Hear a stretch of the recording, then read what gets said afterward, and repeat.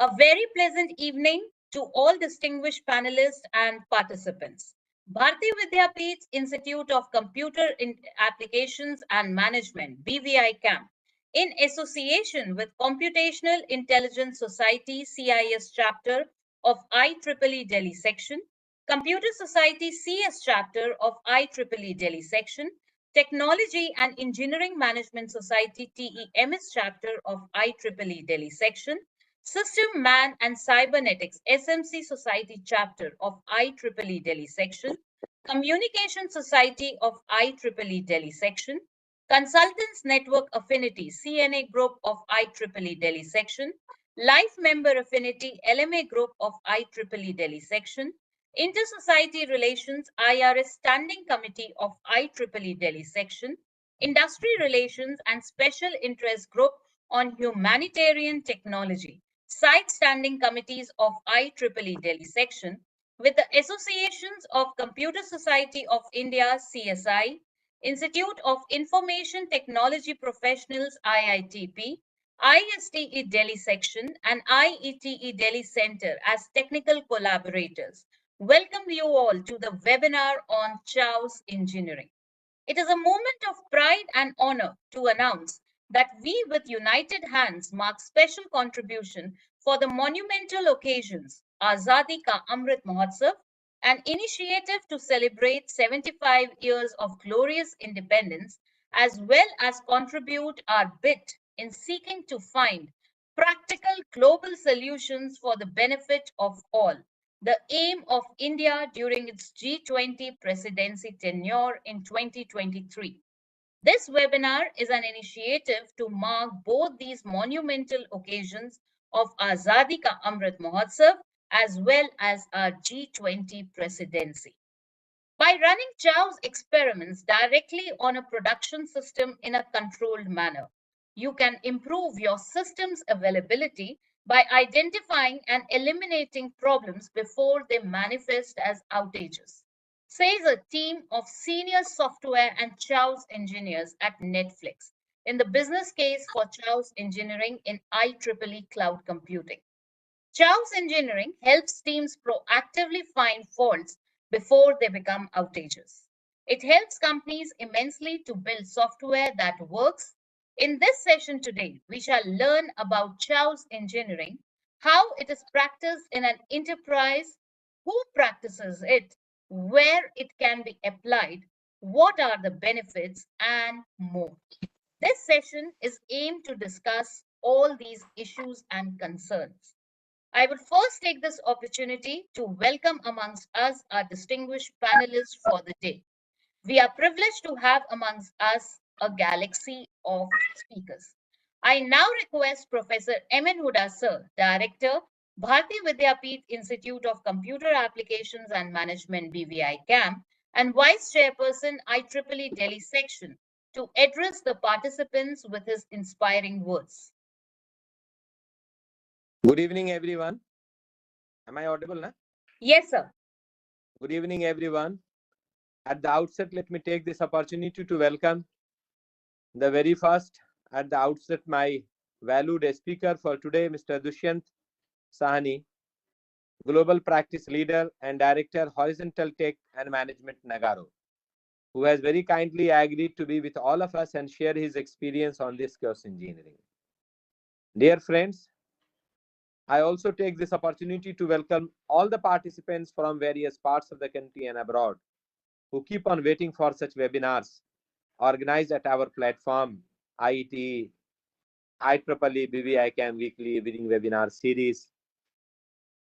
And in many numbers, they keep on joining. I was traveling back to home, and then in between, finally, there was some chaos on the road itself, and finally, I've reached now. We are talking about chaos engineering. This is our 116th webinar. Dear friends, all of you are aware that way back in June 2020, in the backdrop of the COVID-19, we started this IEEE IET BVI CAM Weekly webinar series with some technical lectures, and since then we are continuing it. Recording of all the prior lectures are available at our BVI CAM YouTube channel, and I will request Dr. Ritika to share that YouTube channel link with all of you so that those who have missed earlier lectures can always join. The purpose of this session was, the weekly session was, that how to keep fellow professionals engaged in some constructive activity and help them to upgrade their understanding about the cutting edge technologies. As part of that, today's session on chaos engineering has been organized. If you ask me as a student of computer science, for me, whether it's the chaos engineering or chaos engineering, it is an engineering approach which talks about the open loop algorithm. Many of you may be aware that there are two approaches to react to anything, and the first approach is open loop, and the second approach is closed loop. Open loop algorithm is also said as a proactive manner, proactive system, proactive strategy, and the closed loop is always said as a reactive mechanism. Before something goes wrong, before something creates some kind of disaster, before something finally stops some other functioning, let's understand that let's anticipate what can go wrong and how can we prevent it occurs. How can we build that in right into the system? How can we ensure that the robustness factor is added in my system itself, so that finally there is no chaos available when the system is running. There is no problem. There's no problem when the system is working. So that's how this particular topic has been designed. And this particular topic is so important and so novel that each one of us, in irrespective of the domain, needs some open loop strategy to deal with such problem. I'm sure today's webinar, which is going to be delivered by Mr. Dushyant, will be of immense use to one and all, and probably every one of us will get benefited. And those who have not registered for forthcoming webinars, please do register for our forthcoming webinars. Next Saturday, that is 22nd. In fact, we are going to celebrate IEEE India Council Foundation Day, and the IEEE President Professor Saifur Rahman from United States of America will be talking and will be giving opening address, the welcome remark for that IEEE Foundation Day.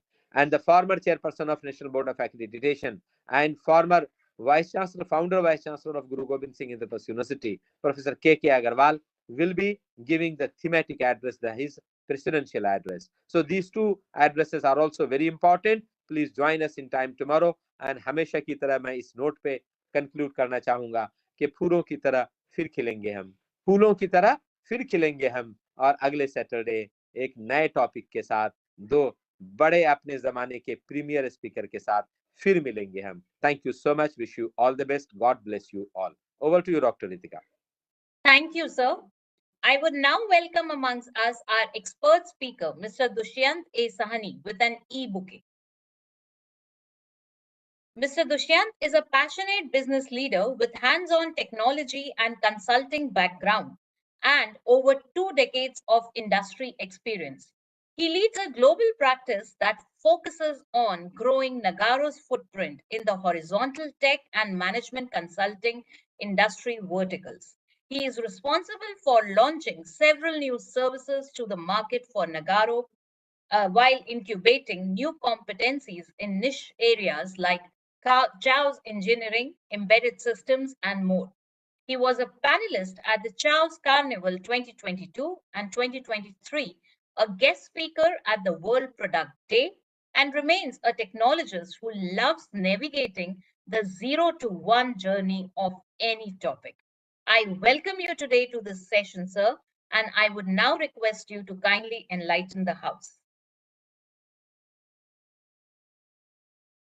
Thank you, Dr. Ritika. Thank you, Professor, for all the kind words, and thank you for giving me the opportunity to speak today. I'll just quickly share my screen. Please confirm if it's visible to everyone. Yes, sir. Thank you so much. So, hello, everyone. Welcome to this webinar on chaos engineering. And as the professor was just talking about open loop strategy, this is completely in line with what I'm also going to be talking about today. And just to quickly add to some of the things that Dr. Ritika already said, I'm just dropping in my LinkedIn details also so that you all can connect with me on LinkedIn. Just a little bit about the practice that we have at Nagarro. Um, my role is to grow Nagarro's technology services and incubate new competencies. Chaos engineering has been one such competency that my team and I started in 2020. It's a niche area, and we've delivered a lot of successful projects for our customers, which include few of the world's most transacted online systems. And we've produced over 25 content assets. I will drop links to all those assets as well. You can view them offline. And like Dr. Ritika ma'am just said, I've been a speaker and a panelist at the Chaos Carnival 22 and 23. My team has also delivered a lot of talks on the same topic. And today I'll be the host for this webinar. You can Google some keywords on resilience engineering and resilience testing, and you will find a lot of good content from Nagarro there. And that's what my team and I have been building. So today, what will I be covering? I'll be sharing a lot of examples. And in addition to what you see on the screen, I hope by the end of this session, you will walk away with a sound understanding of the need for chaos engineering. You will understand what are the type of chaos experiments that one can practice on their systems. And then most importantly, you will walk away with a lot of pragmatic applications of chaos engineering. So let's dive into the topic. I'll start with a not so theoretical definition of chaos engineering. In my opinion, chaos engineering is 60% testing and 40% experimenting. You may ask what? The theoretical definition goes by saying that chaos engineering is the discipline of experimenting on a system in order to build confidence in the system's capability to withstand turbulent conditions in production. To me, but how is that done? It is done by testing and experimenting.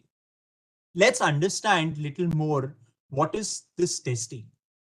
The 60% testing is done for testing the systems for things which you are already aware of. You know how the system will behave in a particular scenario, and you write a test scenario for that. And then you want to test how the system will behave in a certain, you want to understand how the system will behave in a certain way, but you don't know about when the scenario can occur. You haven't thought of that scenario yet. And that's where we say that it is about checking the unknown knowns.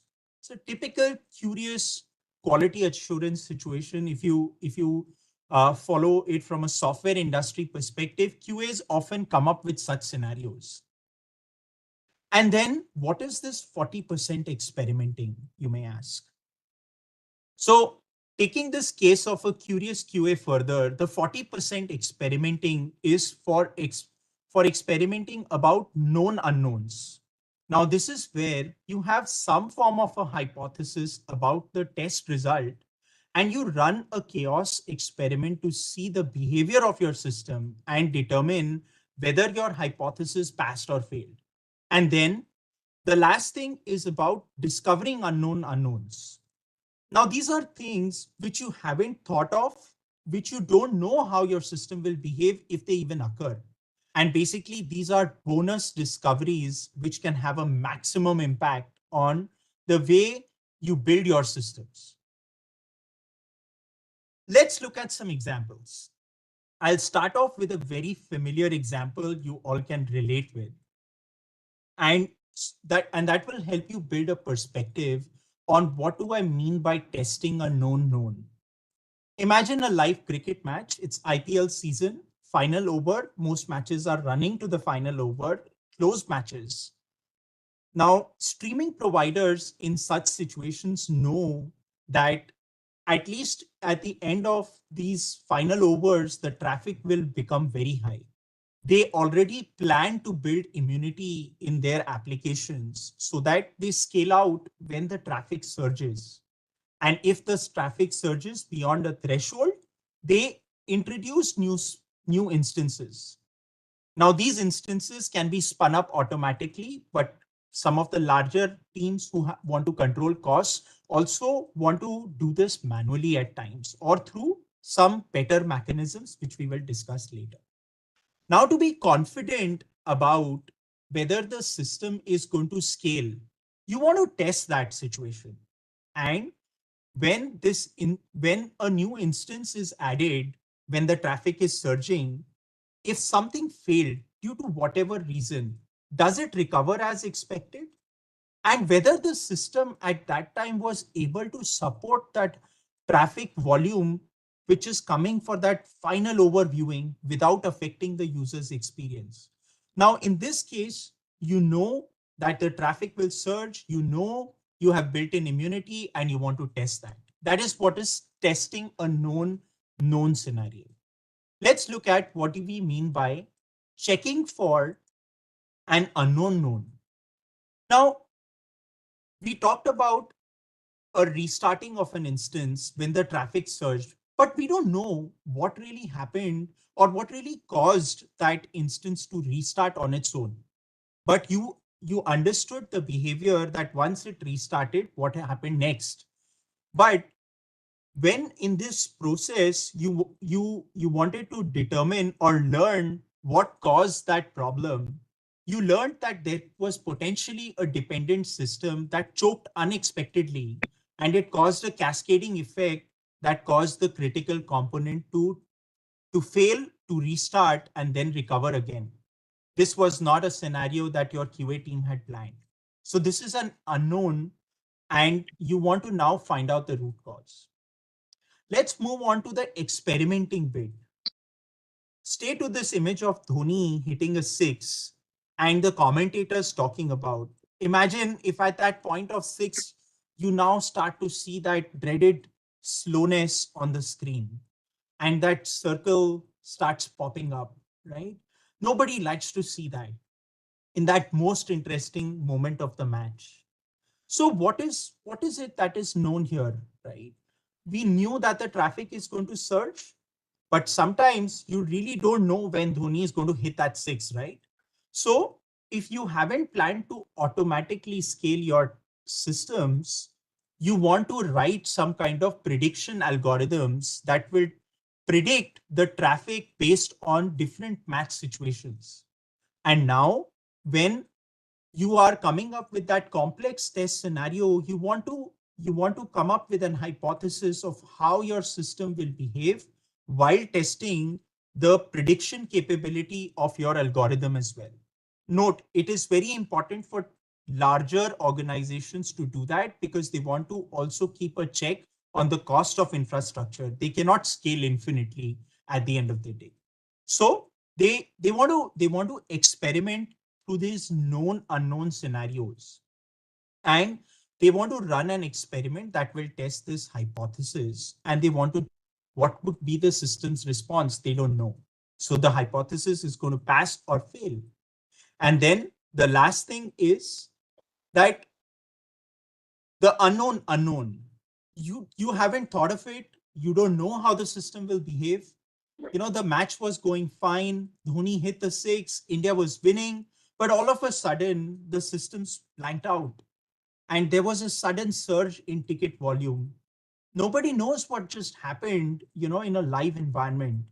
So teams have to proactively prepare for these unknown scenarios. And they do a lot of what if planning through chaos test and experimenting to better prepare to handle such situations.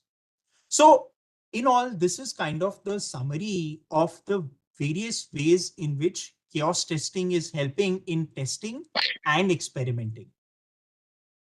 Simply put, just like how Professor said, we want to find faults before they become outages. We want to really be proactive at this. And before we even think about going to production, there is this maturity that we have to go through. And that's the part of readiness. That's the part of proactiveness. And why do we want to do this? Because we want to make our systems reliable and resilient. Sorry. Okay. And we want to make our systems reliable and resilient. Now, you may ask, how does a resilient and a reliable system look like, Dushan? So I'm sharing with you an image of a system. This is an aircraft. It's a Boeing 777.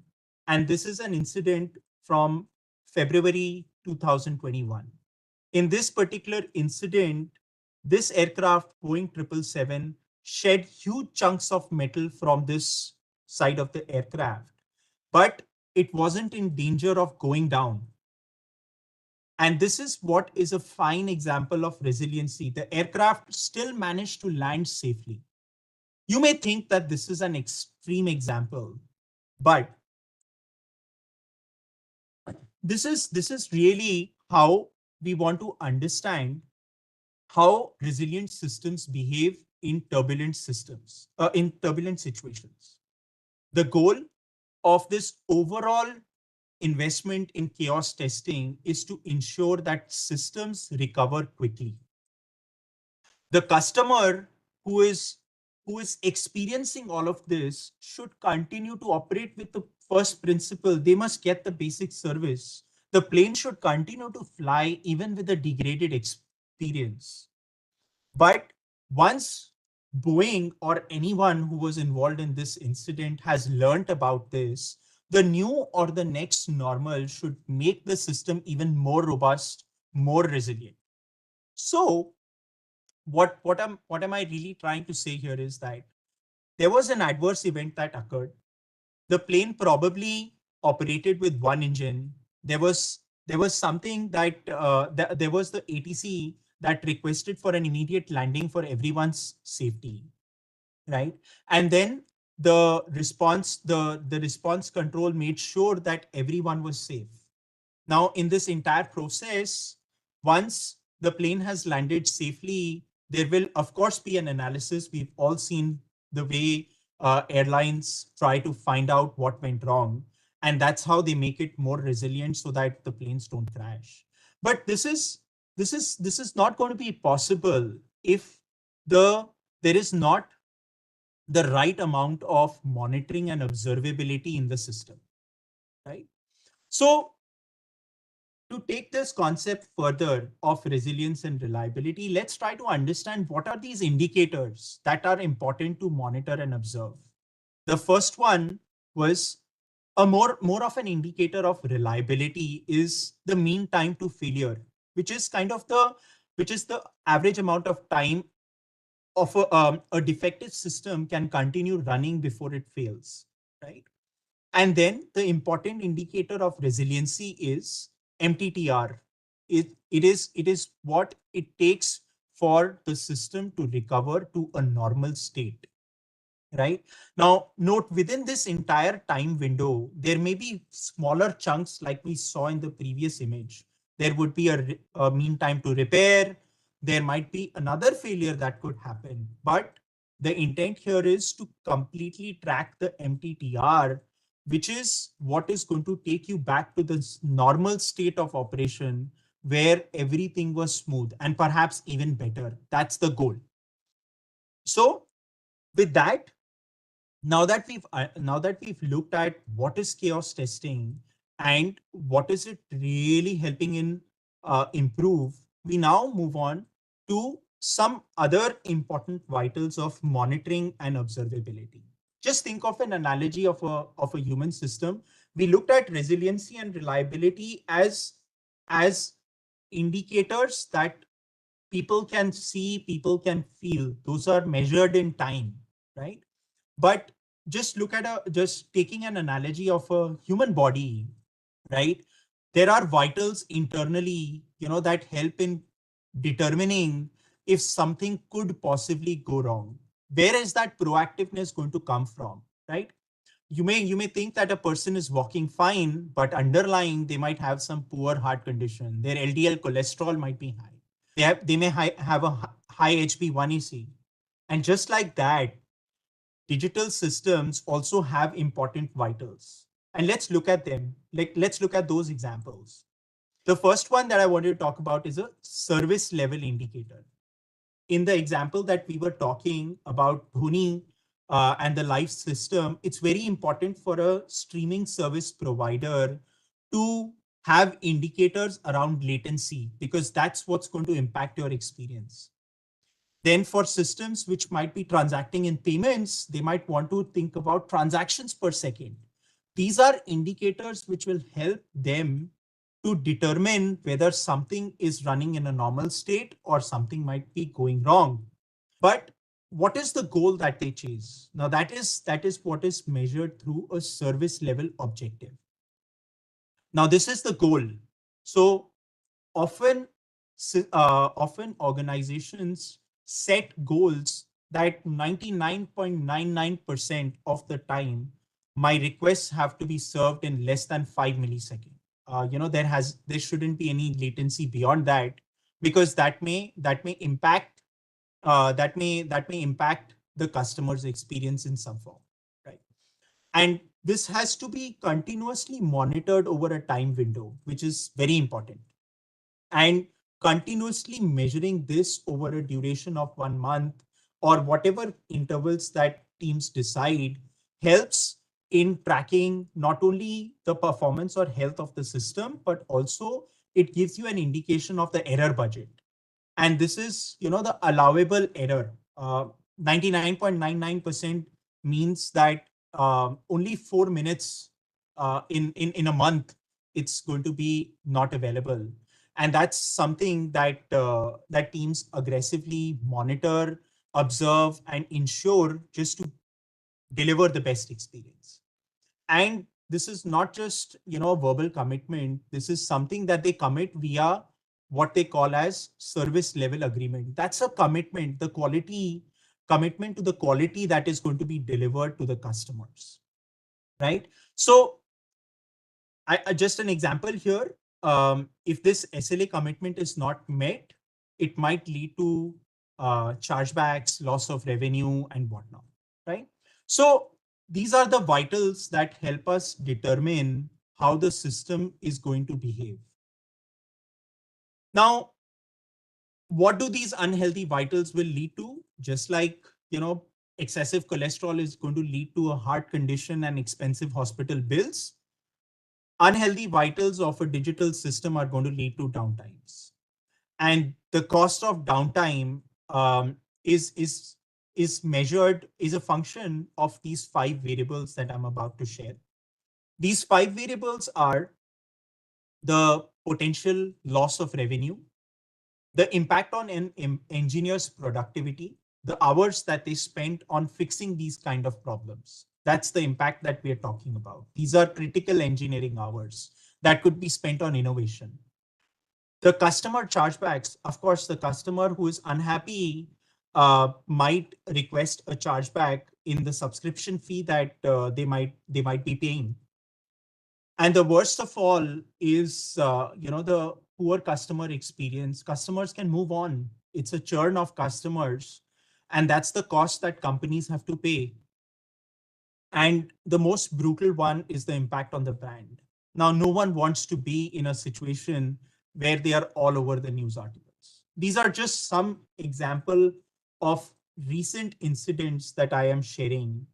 And some of them, just if you look at the first one, where it says that it took down big chunks of the internet, that was an AWS outage, the Fastly outage. And likewise, any outage is very costly.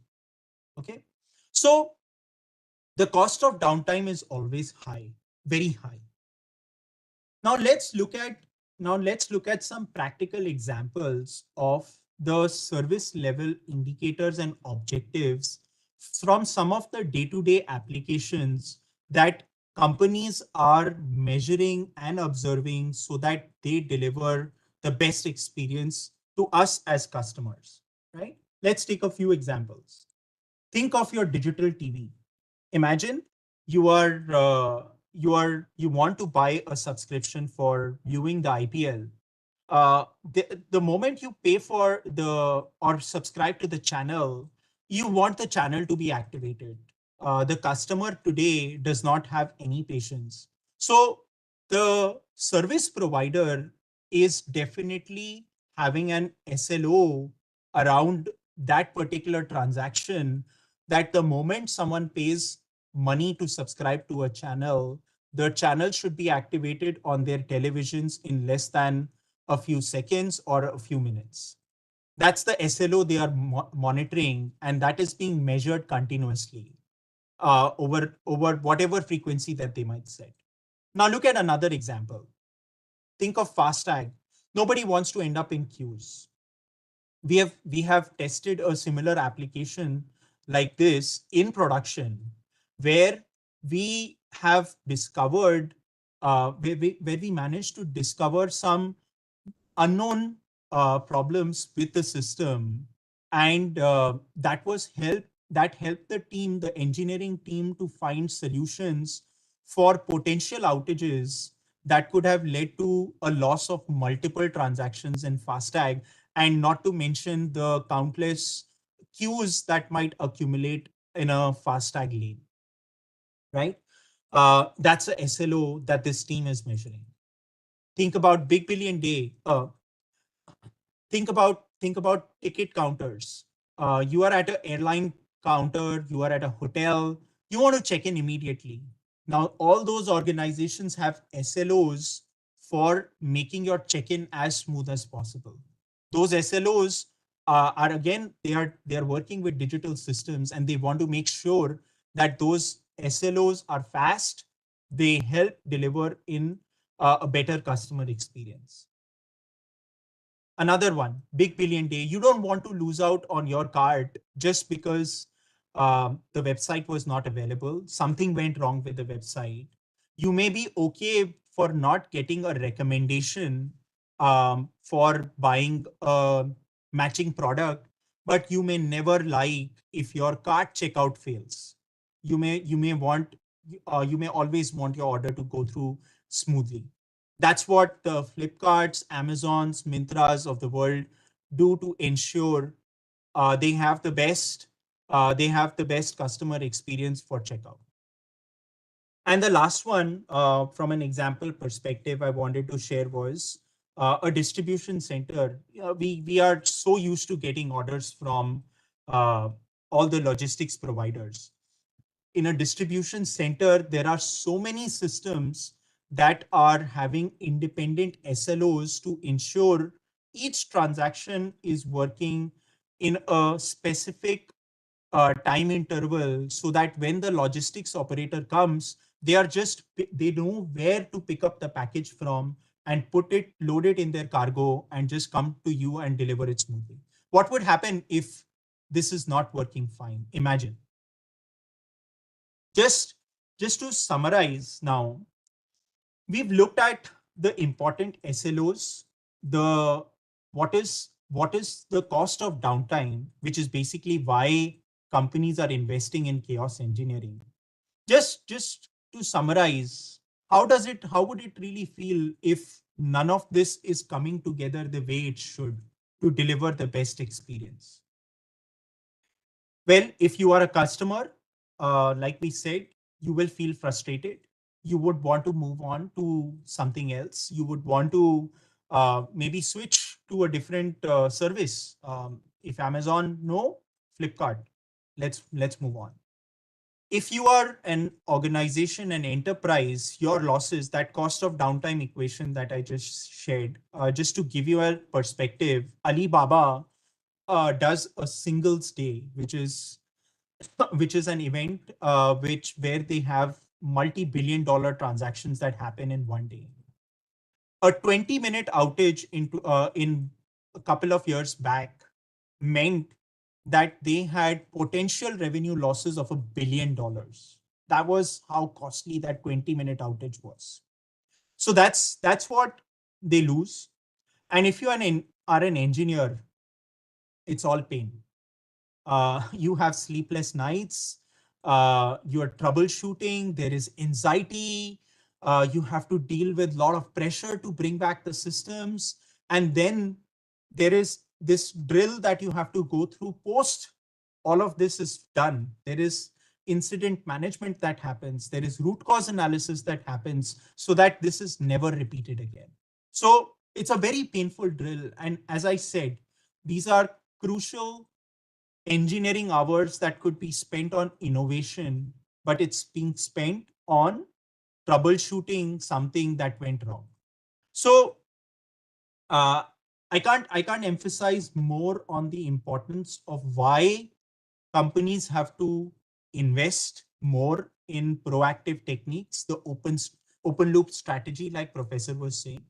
This is why chaos engineering becomes very important. So now we've covered a lot. What do we really do in chaos engineering that helps improve this resilience and reliability? Just to recap, we started with saying that it is 60% testing, 40% experimenting. Let's try to understand what are these tests all about. So the testing and experimenting that chaos engineering offers is done at multiple levels. Okay. The three levels that I'm going to share are infrastructure level, the network level, and the application level. Let's understand what do we mean and what are these different type of tests that chaos engineering is going to provide. Think from an infrastructure perspective. An infrastructure, if you are building your own data center, you will have networks, you will have network switches, firewalls, load balancers, routers, lot of virtual appliances, and lot of these devices, if you are building for high availability, you would like to have redundancies in place as well. This is a very common strategy that large organizations adopt to ensure high availability. Now, in such a scenario, if someone wants to be safe, and they would want to test whether what would happen if I unplug the cable from one of my network switches. Does the failover happen as expected to the passive configuration that I had created? And that's the type of testing that we can initiate via a chaos test, right? If this was a cloud setup, lot of this is typically managed by the cloud provider itself. Mind you, they are doing their own level of chaos testing to commit to you certain SLA of availability. And the more nines you add, the more you pay for that kind of availability. They are already doing that at their end, and that's the reason why they are able to commit those kind of SLAs. That's the quality of service they are committing to because they are doing these tests. Another example where this type of tests can be useful is again referring back to what Professor said, disaster. Organizations today have to be compliant to certain norms around doing mock drills for disaster recovery. If these disaster recovery drills are done manually, that's a lot of time that would be spent. So thankfully, these chaos tests reduce that time that is required to repeat these tests over and over again. These tests, once you create, become available for good. You can now do these DR mock drills over and over again. This is, mind you, a major problem. We've done some interesting research amongst our own customer base, and we've learned that over 75% of the times, the DR drills are only done once a year. And what really happens is, because of this, when the actual incident happens, nobody is confident whether their DR plan is going to work or not. So they are not confident in triggering it. And that is in itself a major problem. So this is where the infrastructure testing comes into play. And the tests that I listed here are all the more critical. So on a cloud environment, you can imagine a availability zone failure. So imagine if you are in India, there is a north zone data center, and AWS might provide a south zone data center. So you might want to have your failover from north zone to south zone the moment there is some outage, courtesy AWS or through some other reason. So that's the type of testing that's possible. Let's move on to the next type of testing, which is network testing. Now, what is the reliability and resiliency angle here? From a resiliency perspective, you have designed your architecture in a way that you have implemented certain circuit breaker patterns, some retry mechanisms, and then if none of these and when these kick in, there has to be some failover that has to work in conjunction with them. How do you test such a complex scenario? This is where chaos testing again comes into play, where you can introduce fake latency. You can black hole, a certain set of traffic that is coming in from a particular area and see how your system is going to behave. You can come up with new set of hypotheses to determine the behavior of your systems. This is an important testing aspect of network latency. And the last one that I wanted to cover is the application layer. Now, chaos testing is a lot about working on distributed architectures. Imagine a distributed architecture, a microservice application which has multiple services, and some of these services are so critical that you have already planned for high traffic and you've already created multiple instances of that. But in order to determine what is that appropriate count that you need to support certain volume of traffic, you might want to come up with test scenarios that are terminating the pods or the virtual machines. They are terminating the processes in which your software resides. And that way you want to determine if the available number of instances are sufficient enough to handle the traffic volume. So there is a bit of capacity planning also that can happen over here. Now, discoveries can be very interesting in this. And just by the sheer thinking of these scenarios, when we did something like this, we were able to find out design flaws just at the time of planning the test scenario. The team was able to determine that the scaling has been implemented, multiple instances of services have been set up, but they are all being set up in the same virtual machine. If I terminate that virtual machine, it's gone. And that's what immediately helped the engineering team to get an input that they need to now design it in a way that the new instance is set up in another virtual machine. So this is where chaos testing comes into play, and these different type of test scenarios are all useful in helping teams become more proactive.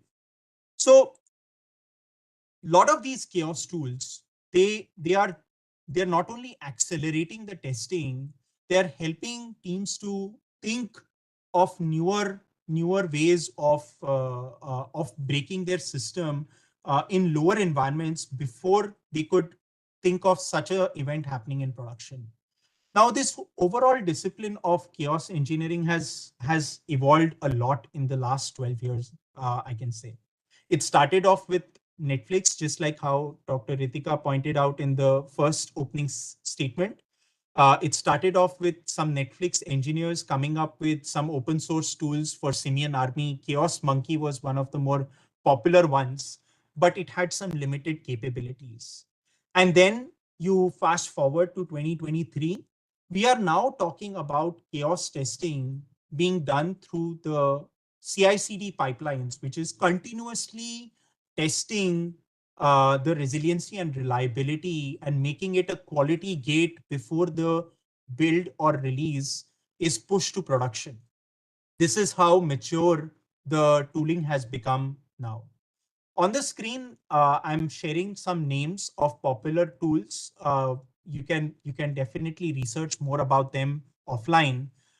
These are popular tools that are now available in the market. They also provide some free access so that you can set up your own labs and practice these chaos tests. So now we have covered the what, we've covered the evolution of chaos, we've covered the different types of chaos tests. We've also covered the why of why we need chaos engineering and some common applications.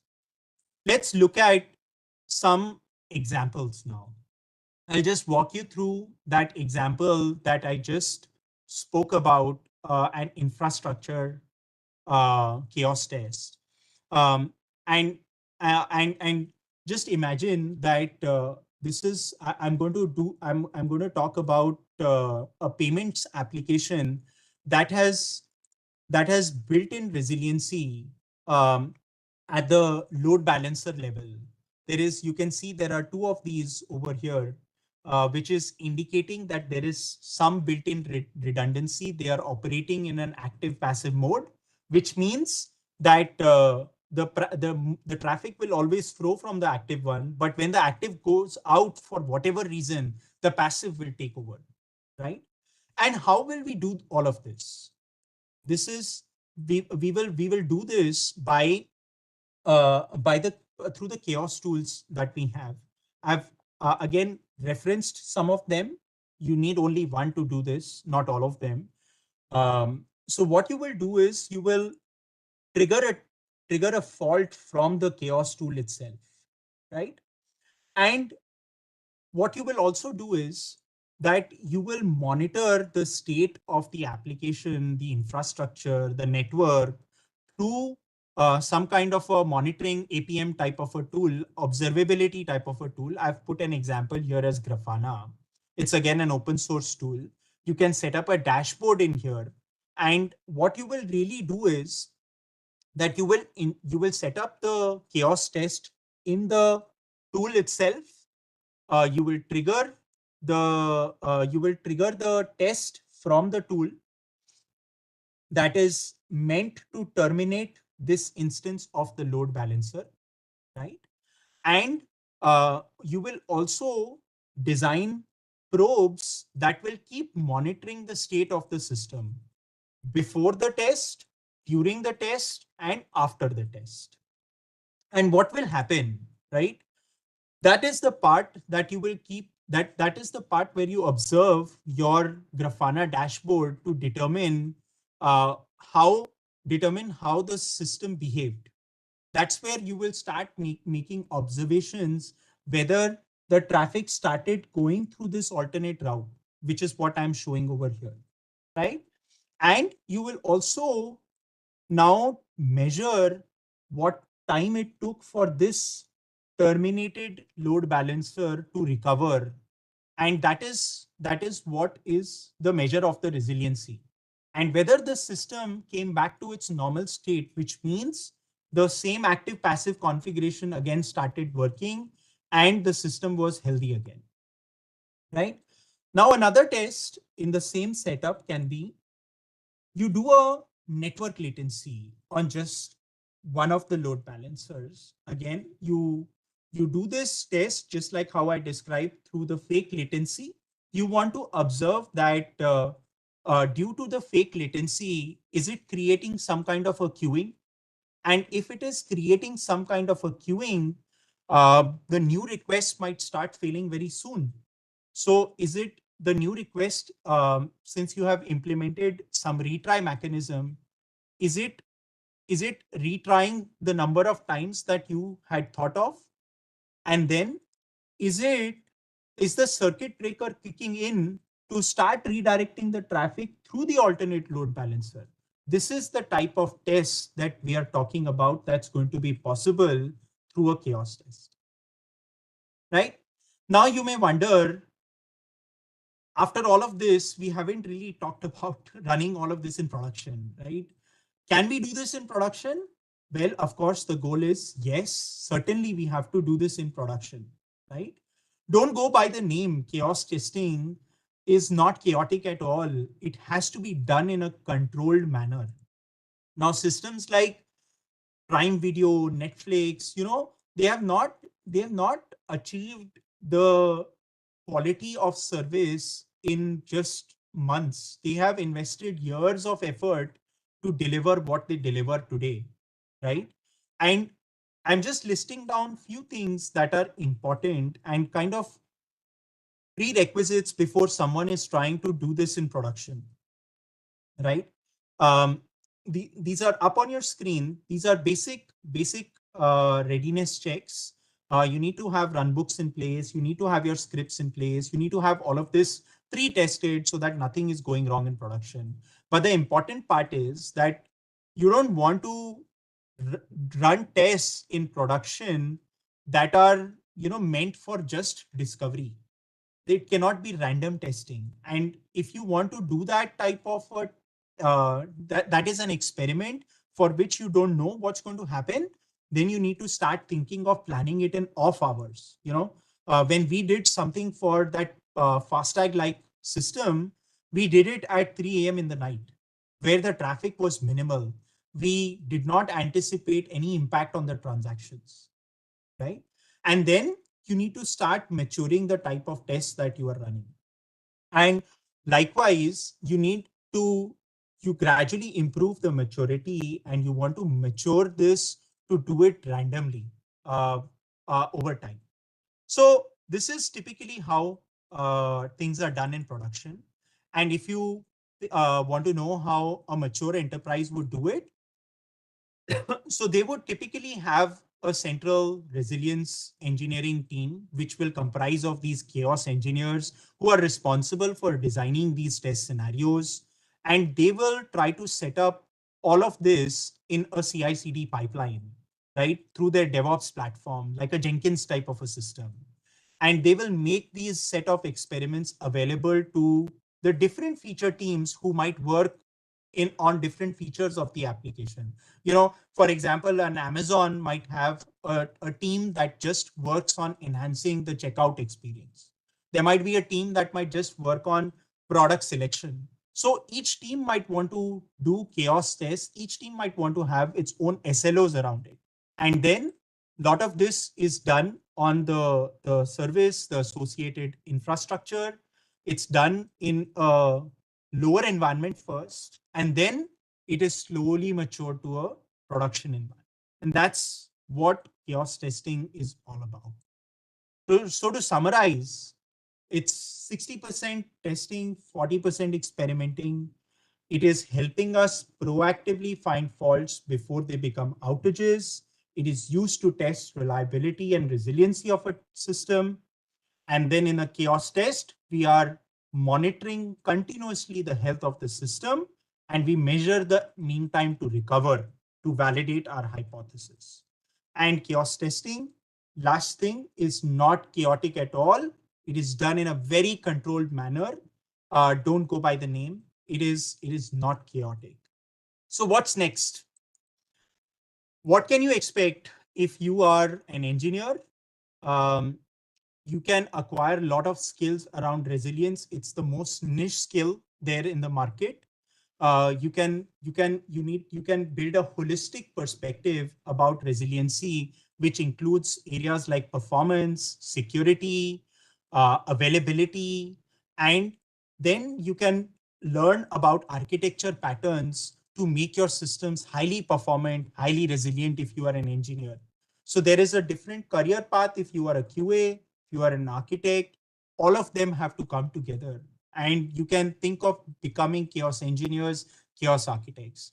Well, if you are consultants, there is definitely scope for you as well, because these service level indicators, objectives, they require a lot of functional understanding and conversations with the business stakeholders who are responsible for defining that experience. So, lot to learn, lot to choose from. And I will leave you with some things that you can do in your own free time. Just a lot of content available in the open source world. You can practice your own chaos tests. I've already called out the names of the tools. Go ahead, use some open source applications like SockShop, put it on a trial account in a cloud, and just practice these chaos experiments and see how all of this comes together. And you can learn from the resources that we have on our website. There is no dearth of content around this topic. You can always reach out to me as well. So with that, I would open for questions, and I'd like to thank you again for giving me this opportunity. Thank you, Dushyant sir. Thank you so much for the enlightening deliberation. I am sure this insightful session has enlightened the participants about the real-life applications of chaos engineering. There are some questions by participants I would like to now take up with your permission. Sure, Dr. Ritika. Sure. First question we have, does chaos testing not inculcate a high cost and maybe time? Like, would it be suitable for small scale applications?